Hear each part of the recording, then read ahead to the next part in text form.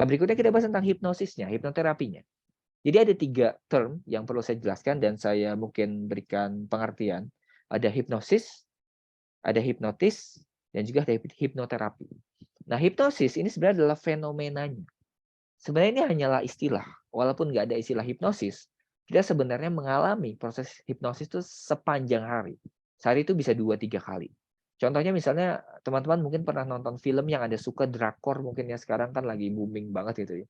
Nonton drama Korea kemudian tanpa sadar sudah 10 episode dan sudah pagi. Nah, ternyata Anda terlalu fokus, terlalu rileks, sampai sampai akhirnya ada yang namanya time distortion. Anda seperti kehilangan waktu dan tiba-tiba udah lewat aja waktu. Itu hipnosis. Fenomena alami yang pastinya kita alami setiap hari ya. Dan contohnya ngobrol sama orang yang kita suka atau ngobrol sama orang yang ada di atas kita tuh seperti iya-iya aja. Kenapa? Karena kita seperti terhipnotis tadi, terhipnosis ya. Nah, itu hipnosis. Nah, kalau hipnotis adalah orang yang melakukan hipnosis. Ya. Jadi orangnya. Ya. Dan hipnoterapi adalah aplikasinya yang kita pelajari hari ini. Jadi menggunakan metode atau fenomena hipnosis, kemudian menggunakan struktur tentunya untuk memberdayakan diri, untuk mengurangi mungkin hambatan-hambatan, untuk membuat diri lebih baik, dan banyak hal lain. Nah, hipnosis sebenarnya definisinya banyak sih ya, banyak banget ya. Nanti kalau teman-teman butuh slide ini juga akan diberikan versi PDF ya. Nanti akan saya kirimkan di grup ya. Banyak banget ada definisinya tentang fokus atau sugesti yang meningkat. Nanti kita bahas sugesti ya. Kemudian gelombang otak, kita juga akan bahas gelombang otak yang menjadi rileks dan juga yang tadi saya bilang ya, fenomena alami yang bisa terjadi berulang setiap harinya ketika kita rileks dan juga ketika kita fokus. Nah, itu hipnosis sebenarnya. Jadi bukan sesuatu hal yang mistis, bisa aja sih dimistisin kalau misalnya teman-teman mau ini agak sedikit mistis bisa aja.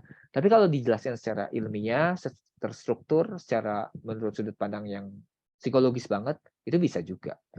Nah, kalau hipnoterapi yang kita pelajari hari ini, penggunaan hipnotis atau hipnosis untuk keperluan yang memberdayakan diri. Seperti perubahan diri ya dari berbagai kebiasaan mungkin, kemudian penyembuhan masalah psikologis ya, peningkatan kualitas hidup, kesadaran diri dan lain-lainnya, banyak. Tuh. Nanti kita kan lebih ke ini ya, lebih ke teknik-tekniknya aja ya.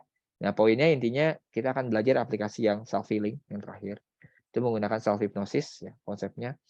Kalau nyeritain sejarahnya sih panjang ya hipnosis. Mungkin saya hanya akan recap sedikit.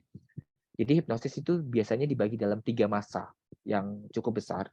Ada tradisional hipnosis yang identik dengan penggunaan energi, penggunaan hal-hal mistis tadi, penggunaan hal-hal yang nggak masuk akal, ya. Di berbagai negara tuh ada.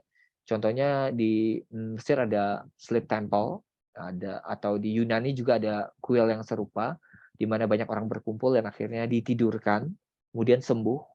Ada juga konvensional hipnosis, hypnotism yang biasa ini menganggap manusia kita adalah produk masa lalu, ya berpikirnya tentang masa lalu yang harus diubek-ubek tuh masa lalunya. Ini berkembang di zaman psikoanalisis ya, itu banyak banget. Bahkan Sigmund Freud, salah satu tokoh yang terkenal di dalam psikologi, mengadaptasi banyak teori hipnosis. Contohnya pikiran sadar, pikiran bawah sadar, conscious mind, subconscious mind itu untuk pendekatan psikoanalisa ya, yang dia gunakan.